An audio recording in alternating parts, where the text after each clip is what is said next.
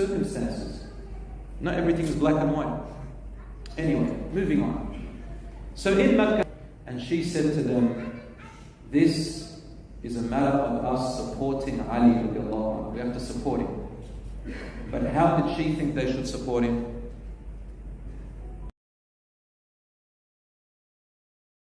In and when we get in that army, that was her ijtihad, her educational guess. She went up and started to give khutbah to the people of Makkah, and all of them supported her. Her khutbah was long, and part of it was, O people, Uthman radiallahu anhu, the great companion, he was killed in cold blood unjustly. And the people who killed him are the rebels, over flimsy matters which they accused him of, such as not allowing them to allow their camels to go into a land to graze, when that land was forbidden upon everyone. But in fact, Umar radiallahu anhu was the one who forbid that land. They said it was Uthman, and then he allowed them. And still they accused him of many flimsy things, over simple things and worldly things. They weren't happy with him, they accused him and killed him in cold blood. We need his retribution by the Sharia of Allah. And they all agreed with it. So the entire Makkah agreed with it. There were only 3, 4, 5,000, I think. And they set off to a place called Busra. Busra is in Iraq. Why did they go to Busra? They went to Busra to get a huge army to follow them and come back to Medina. As they were going, Ali radiallahu anhu heard. And he got very scared of this situation. He said, this is going to create another problem. It's going to create killings. So he picked himself up and got his army and left to try and get them at a particular point, a junction. But he missed them. And they had gone way ahead. Ali radiallahu anhu was very sad about the situation. First he had a problem in Sham with Muawiyah. Now he's got another problem. It's going to be in Busra. 2 problems, fitna maker. And they have supporters in Egypt, they have supporters in Kufa and in Busra, and some of them in Sham. They have supporters everywhere. It's a very delicate situation. So he picked them up and he headed towards Kufa. Kufa is above Busra. Why did he go to Kufa? Because he was going to go there and recruit a big army, because he had a bigger army than Busra. And then he was going to come down to Busra, settle the situation there, and then go to Sham and settle the situation with Muawiyah and bring everything in order. That was Ali radiallahu anhu's plan, and let's see what happens next. Let's now go to Aisha radiallahu anha and Talha and Zubayr, the great giants of warriors. You need to read about them. Talha and Ubaydillah and Zubayr al-Awwam radiallahu anhum. Zubayr was the first cousin of the Prophet sallallahu alaihi wasallam. And he used to call him so many beautiful, amazing things. He said to him, every prophet has apostles, and you, as Zubayr, is my apostle. It's a great name for it. And Talha, whose right arm was paralyzed because he protected the Prophet ﷺ in the Battle of Uhud with the arrows. These are not simple companions, my dear brothers and sisters. By the command of Aisha radiallahu anha, and Talha and Zubayr being the leaders second in charge, they went with Aisha radiallahu anha to Busra. In al-Busra, the commander or the governor of there, his name was also Uthman. He was Uthman al-Ansari, he was a companion of the Prophet ﷺ as well. So when she arrived, they did the story of the Battle of Al-Jamal, the Battle of the Camel. And we'll see why it's called the Battle of the Camel. She sent a messenger into Busra to the governor Uthman. Uthman radiallahu anhu, he sent a messenger to Aisha. When they met, he asked her, Ya Aisha, what are you here for? And she said, I am here to ask the governor to agree with us in sending with us an army to go under the leadership of Ali radiallahu anhu and bring the killers of Uthman to justice. When he went in and explained to the governor, the people of Busra separated into 3 groups. Exactly as Ali radiallahu anhu said. One group said, we will go and support Aisha, and they joined her immediately. So now they were a large army. Another group said, no, we will not take part. We'll go and stay with our governor until the Khalifa, Ali radiallahu anhu, tells us what to do.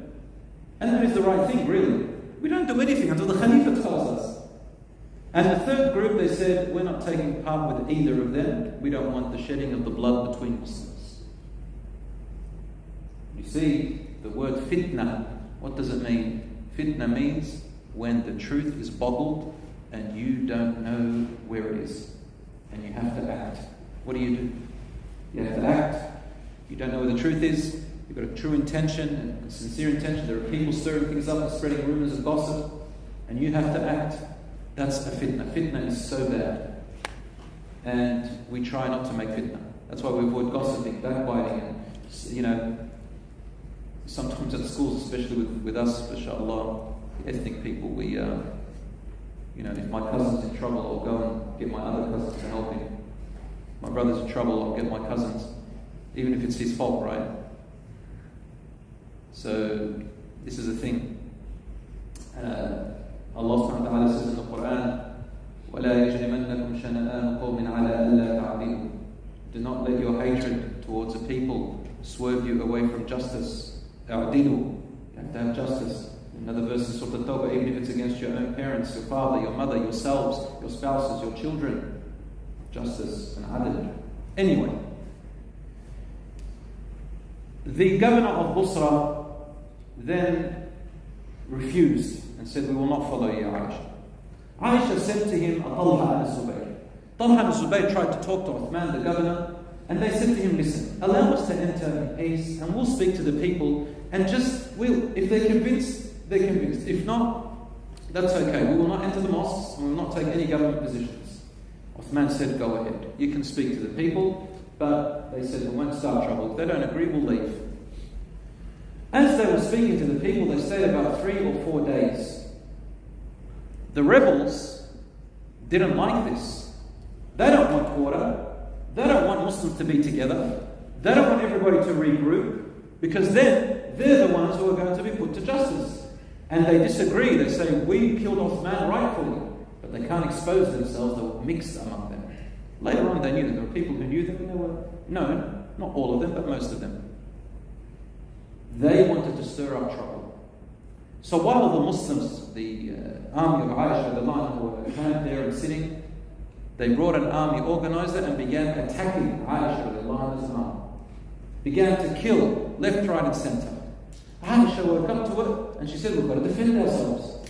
She said, well, we need to get out of Basra. There are children, there are family here. Let's get out, regroup and fight them. So they retreated outside of Basra and they began a bloody battle between them in that day. The governor found out, and the governor doesn't know who started what. That's what happens when a fight starts, even at schools. Even with cameras. Everybody says, he started it, she started it, they started it. Try and find out who started what. By the time you find out, damage has already been done. No one's truthful. So they started it, and you can't know who started it. The governor said, well, I've got to protect Busra. He got up, got his army. The rebels, they thought, this is an opportunity for us. They attacked Uthman and plucked his beard and threw him to the ground. Who do they think did that? The army of Aisha. So you can see already from what I'm talking, it's mixed up, it's jumbled up. Uthman thought that the army of Aisha attacked. The people there thought it was Aisha's, that nobody could make it out about the rebels, because the rebels wanted to ignite it. And so the battle kept on going between Aisha's army and the governor Uthman and his army, mixed with the rebels. Finally, Aisha thought, well, the rebels are about to take it because they knew who they were. She said, I'm not going to let Busra fall to them. And so they took out an all-out attack and took over Busra.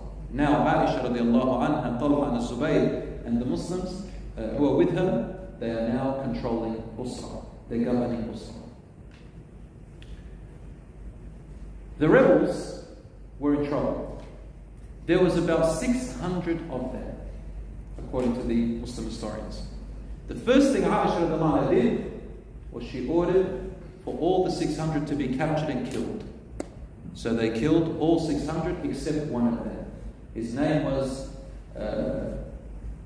anyway, he had a name starting with H, not important.